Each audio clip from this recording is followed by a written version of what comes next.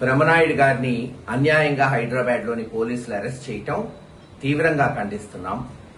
స్వయం కృషితో ఒక సామాన్య కుటుంబంలో పుట్టిన బ్రహ్మనాయుడు గారు అంచెలంచెలుగా ఎదిగి వ్యాపార సామ్రాజ్యాన్ని పల్నాడు ప్రాంతంలో స్థాపించి, అది తిరుమల డైరీ కావచ్చు, అనేక సంస్థలు స్థాపించి కొన్ని వందల వేల కుటుంబాలకు ఉపాధి కల్పించి ఆ ప్రాంతంలో తనకంటూ ఒక పేరు సంపాదించుకొని రాజకీయాల్లోకి వచ్చి ఎమ్మెల్యేగా కూడా విశేష సేవలు అందించాడు వినుకొండ ప్రాంతం.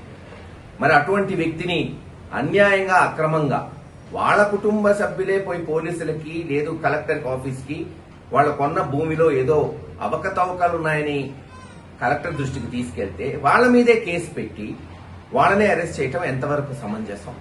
ఉండొచ్చు కొన్ని ఒత్తిళ్లు, అక్కడ ఆంధ్ర నుంచి కొంతమంది మంత్రులు ఇక్కడ ఫోన్ చేసి ఉండొచ్చు. ఇవన్నీ బయటకు వస్తాయి. ఖచ్చితంగా బ్రహ్మనాయుడు గారు నిర్దోషిగా బయటకు వస్తాడు. రేపు ఇవన్నీ వెలికి తీస్తాం, ప్రజాక్షేత్రంలో తేల్చుకుంటాం. ఖచ్చితంగా బ్రహ్మనాయుడు గారి కుటుంబానికి వైఎస్ఆర్సీపీ పార్టీ నాయకులు అందరం కూడా అండదండలుగా ఉంటామని తెలియజేస్తున్నాం.